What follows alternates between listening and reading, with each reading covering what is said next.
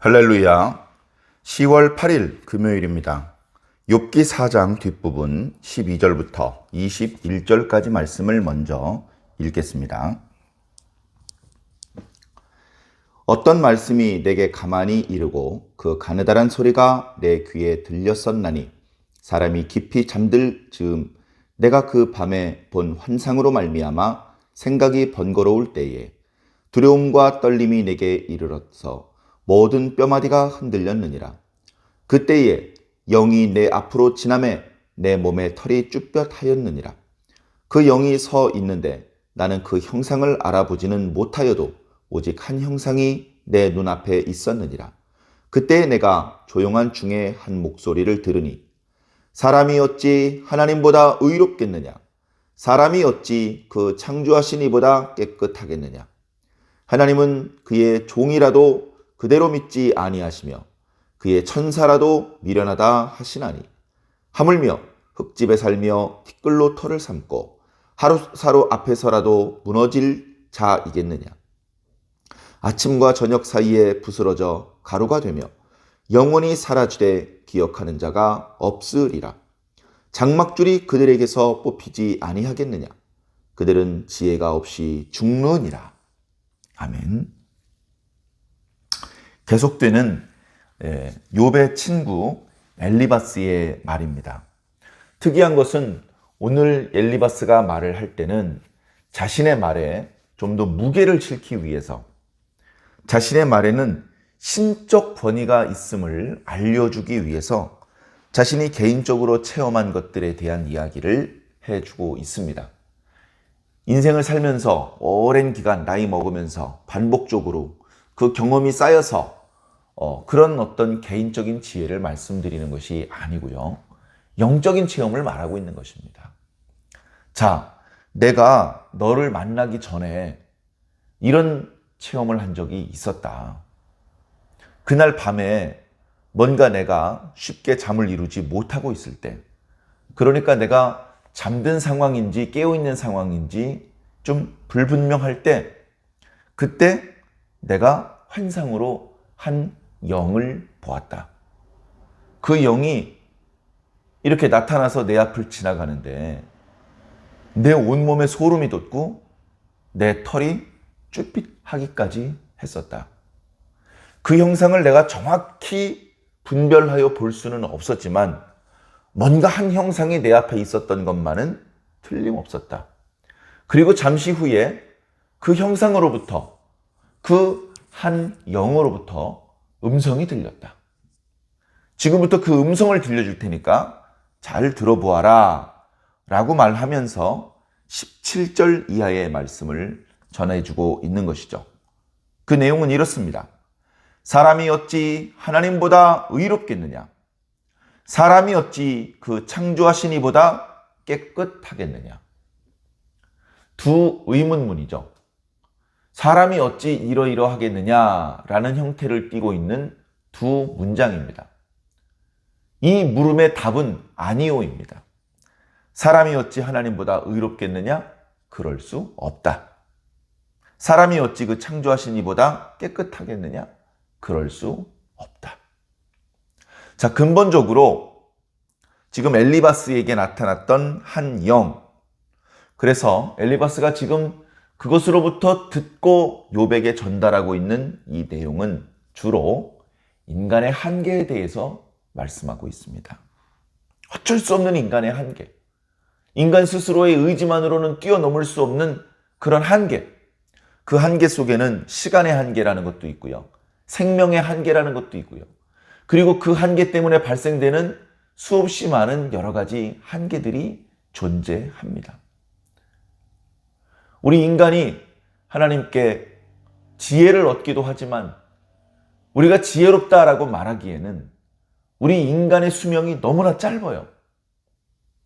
예를 들어서 100살을 산다고 합시다. 200살을 산다고 합시다. 그 200년 동안 얻을 수 있는 지혜가 얼마나 하겠습니까? 전능하신 하나님, 천년 만년 영생하시는 하나님께서 가지고 계신 지혜에 비교할 수가 없는 것이죠. 오늘 말씀에 인간의 한계에 대해서 여러 가지로 표현하고 있는데요. 인간은 흙집에서 살고 티끌로 털을 삼고 있다. 그렇죠? 티끌, 흙, 땅 위에 살고 있는 존재죠. 땅 위에. 굳이 사람이 살고 있는 집을 흙집이라고 묘사한 것은 쉽게 부스러진다는 것입니다. 흙으로 집을 지었다고 가정해 봅시다. 좀 강한 충격만 주어도 그 집은 허물어질 수밖에 없습니다. 비만 좀 세차게 내려도 그 집은 녹아 없어질 수밖에 없습니다. 티끌로 털을 삼았기 때문에 그 털은 든든할 수가 없죠. 이내 비가 오면 물컹물컹해질 수도 있고 바람이 불면 날아가 버릴 수도 있는 것입니다. 마치 사람이 만들어서 그 위에서 살고 있는 그 티끌, 그 흙집과 마찬가지로 사람의 육체도 그렇게 쉽게 허물어진다. 우리가 하루살이를 무시하고 업신여기지만 어떤 날은 하루살이가 채 죽기도 전에 사람이 망하기도 하지 않느냐. 인간은 별 볼 일 없는 무익하고 허무한 존재일 수밖에 없다. 그리고 또 이런 말씀도 하시죠. 하나님께서는 종이라도 믿지 아니하시고 천사라도 미련하다 하신다. 천사 대단하죠. 육체는 없지만 천사도 영생하는 영적인 존재입니다. 인간과는 비교할 수 없는 체험과 지혜를 가지고 있죠. 그런 천사들조차도 하나님 앞에서는 미련한 존재일 뿐이다. 하물며 이름도 없이 사라지는 그 누구도 기억되지 않는 그런 인간이겠느냐. 그러니까 엘리바스는 이 깨끗함, 거룩함 이것에 대해서 등급을 이렇게 나누는 것 같습니다. 제일 온전하신 분은 하나님이시고 그 다음은 하나님의 온전하심에는 미치지 못하지만 그 다음은 이제 천사들이고 그리고 그 다음에 맨 끝에 이제 인간이 있는 것이죠. 인간은 이렇게 한계가 있는 존재다. 인간은 허무한 존재일 뿐이다. 인간은 아무것도 아니다. 그래서 네가 조금 전에 자신의 생일을 한탄하면서 빛이 어쩌고 어둠이 어쩌고 그런 소리를 했는데 그런 말을 하기에는 우리의 지혜가 아무것도 아니다. 오히려 진정 지혜로우시고 의로우신 하나님 앞에 우리가 어리석게 스스로 지혜 있는 채 하는 것이며 스스로 의로운 채 하는 것이다. 그것은 하나님 앞에 합당하지 않은 것이 아니겠느냐라고 이야기를 하는 것입니다. 오늘 말씀 앞부분에 나타나고 있는 말씀과 크게 다르지 않죠. 어찌 까닭 없이 망하는 자가 있겠느냐. 죄가 없이 망하고 또는 정직한데 끊어지고 그런 일이 어디 있겠느냐. 우리가 어리석어서 모를 뿐이지 우리에게는 정직하지 못한 구석이 많고 우리에게는 많은 죄가 이미 있다. 이제 그렇게 말하고 있는 그 앞부분의 이야기에 그대로 이어지는 그런 내용입니다. 결과적으로 뭐죠? 인간은 죄가 있다. 인간은 지혜로울 수가 없고 어리석을 뿐이다. 허무하고 분명한 한계를 가지고 있는 존재일 뿐이다. 그런 인간인 우리가 하나님 앞에 스스로 의롭다 말할 수 있느냐? 내가 고난을 당하고는 있지만 나는 하나님 앞에 결백하다고 자신의 결백을 주장하는 것이 무슨 의미가 있겠느냐? 욥, 너 빨리 회개해라. 너 빨리 자신의 그 한계를 인정하고 하나님 앞에 무릎 꿇어라. 그렇게 말을 하는 것이죠. 어찌 보면 이 엘리바스의 말은 지극히 당연한 말입니다. 우리가 완벽을 기하면서 산다고 할지라도 우리는 어쩌면 이미 출생하는 순간부터 죄 가운데서 출생을 한 것입니다. 우리를 낳으신 모친이 우리가 사랑하고 존경하지만 영적으로는 우리 모친도 죄인입니다. 죄 가운데 우리를 잉태했고 죄 중에 우리를 출생했습니다. 그래서 우리가 아무 선악간에 아무 언행이 없었다 하더라도 우리는 죄 가운데 출생한 것입니다. 태어나자마자 죽었다. 그러면 그 사람은 의인이냐? 그렇게 말할 수 없는 죄 가운데 출생한 죄인일 뿐이며 한계가 분명한 존재일 뿐이다. 거기다가 출생한 이후에는 우리 스스로 죄의 어떤 그 본능이 이끌려서 자범죄, 스스로 저지르는 범죄를 쌓아가고 있는 중이다. 물론 그 도중에 하나님을 깨닫고 하나님의 뜻을 깨닫고 하나님께서 기뻐하지 아니하시는 범죄를 저지르지 않기 위해서 몸부림치는 자는 자범죄가 조금은 적겠죠. 그러나 적은 것뿐입니다. 전혀 없다고 말할 수 있습니까? 그럴 수 없습니다. 그래서 우리는 깨끗하게 성결하게 살아야 되고 그렇게 살았지만 그럼에도 불구하고 감히 스스로 죄 없다고 말할 수 없는 한계를 지니고 있는 존재들인 것만은 분명합니다. 이제 중요한 것은 이런 어떤 엘리바스의 말이 욥을 진정시키고 욥에게 어떤 그 공감을 사고 욥의 마음을 좀 이렇게 위로해 줄 수 있는 그런 말이 아니라는 것입니다. 옳은 말이 꼭 우리를 위로해 주고 꼭 우리에게 힘과 용기를 주는 것만은 아닐 수 있다는 것을 우리는 항상 기억해야 됩니다. 특히 오늘 말씀의 앞부분에 보면 뭔가 엘리바스가 개인적으로 체험했던 그런 영적인 체험에 대해서 이야기를 하고 있는데요. 도대체 이 영은 누구냐? 이 영으로부터 나온 이 음성, 이 목소리의 내용은 하나님의 말씀이냐? 이 부분에 대해서는 아직까지도 논란이 있습니다. 하나님의 말씀이지. 하나님의 말씀이야. 이렇게 받아들일 수도 있고요. 이것은 하나님의 말씀이 아니다. 이것은 사탄이 하나님께 권한을 받았기 때문에 이 땅에서는 사탄이 스스로를 하나님인 척하는 것이다.